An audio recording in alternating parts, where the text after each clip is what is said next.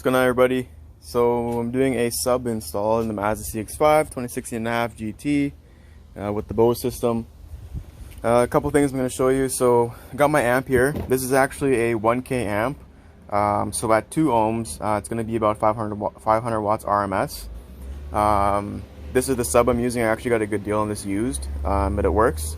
DB Drive WDX3K 8-inch, and this is actually rated for 600 watts RMS, so 1200 watts total power. I've already wired down to 2 ohm, so it's ready for that 500 watt that the amp will give. Because we have the Bose system, I'm going to go with the LC2I.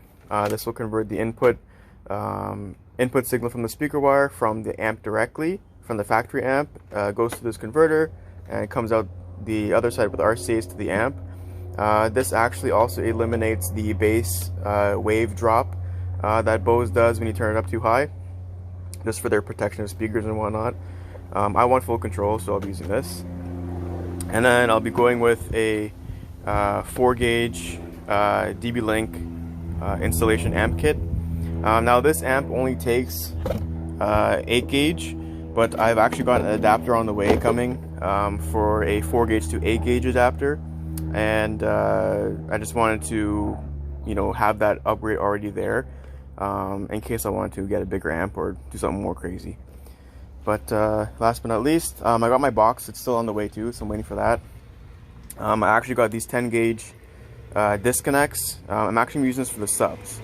So where I'm mounting the amp, I'm going to use this to disconnect the sub box. I need to take it out. The amp's going to be stationary, it's not going to be moving. So this would allow me to, disconnect and plug it back in. It's pretty straightforward. Just unplug these and just a simple plug-in like that. So, and it's pretty hard to come out. So that's what I got, and stay tuned for my next video. I'll probably attach it onto the same video here, so we'll see. Alright, just to show you some progress. I was trying to figure out a spot, where to put the amps and stuff like that. So I took out the back panels, just to expose everything, make it everything easier for wire routing and all that jazz. So what I am doing, I found a nice little spot behind the seat here. I didn't have to take these bolts out for this side of the seat. And I double-sided tape the LC2I converter on the metal itself, obviously. Clean with isopropyl, put your 3M tape on, and stick it on.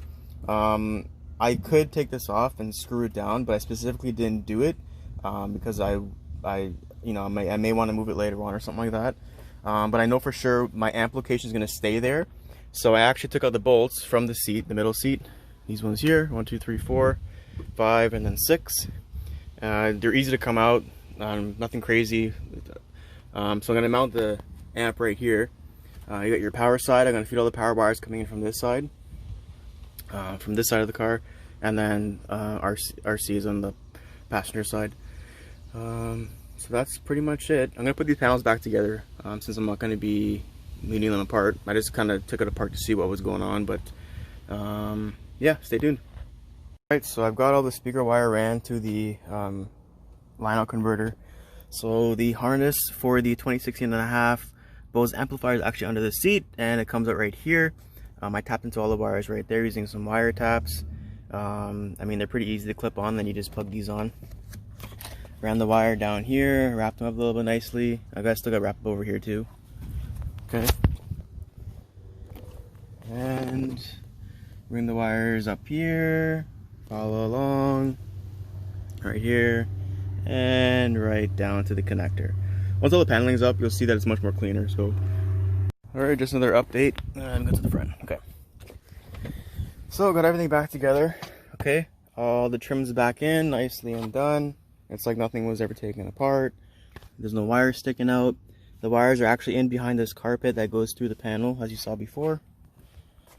Alright. Again, everything's tucked away under the panels. No wires showing. I put the side panel back on. Just to kind of show you what it's looking like so far. So I got the LCI2 monitor, the line-out converter right here. There's no weight sitting on this, so it's fine. You got the speaker wire, and then you got your power wire remote and ground for the turn on, to turn the LC2I on. I've already connected my RCAs for the amp, so RCA in, RCA out. It's a little bit extra, so I just left the bundler right here. I'll probably zip tie it to something. Then we got from the power for the LC2i comes here, along the back, along up the side, and it's going to tap in right with the power ground and the remote wire on the amp. So now I'm going to run the power wires. Alright, just finished soldering up my connections. Again, I'm using 4-gauge wire, OFC, so copper. So I soldered all my connections up and put some heat shrink over it. So now I'm going to do the runs. Alright, so I just installed the 4-gauge to 8-gauge reducer. So it looks like here. I don't know why it's not focusing. Let me see. So you can get to focus. Focus, baby, focus. Anyways, it's not focusing, guys. Oh, there we go. Alright, so this is what it looks like. I put a piece of heat shrink around it just to prevent any type of, arcing and stuff like that if it was to happen. Although this is a ground wire, I'm doing it for both power and ground. So yeah. Alright, so I got the power wire ran from the firewall through there. I put a lot of silicone there, so prevent any leaks and stuff like that. It's all around. So that'll dry up in about 24 hours or so. Now time to put the battery back in and fish the rest of the wire through the car. Alright, so I got the battery back in, got the fuse mounted. I had to modify the cover a little bit. I mean, I could have just left the cover off, but I kind of want to, I don't know, make it look original, I guess. Anyway, so I got a couple wires here. These are for my light bar and my trailer hitch harness. And then I made a little incision here, cut it out so the 4-gauge wire could fit. And I mounted the fuse box, the fuse holder here. And then the wire goes down back into the inside the car. So now I'm going to run it. So this part here is done. I'll put the fuse in once everything's hooked up. Alright, so I ran into a bit of difficulty. When I was installing the amp, I broke the terminal. So gotta get that fixed. I don't know, maybe it was just a defect or what it was. Maybe I just tightened it too tight. I guess I don't know my own strength. But anyways, sending that out to get fixed. In the meantime, all the wiring is done. So as you can see here, the power wires are running on the driver's side, and the speaker input to the line-up converter is on that side, and RCAs are in the trunk. So just to show you here, it's all clean, nicely installed. There's the power wire in behind this grommet. Oh, I forgot to put it back. Here. Alright, so I'll fix that. Then the wires come through the side, through the back. And as you can see, the wires come through here. I made a little incision for this. I mean, I don't really care who sees it. It's just the wires, and the amp's going to sit up here like that. I've already pre-drilled some holes, that's why it's a little bit dirty. Originally I was going to mount the amp underneath the middle seat, but when I closed it down, it didn't close all the way. And I need to use my seats folded down sometimes. And then my lineup converter is back here. LC2i.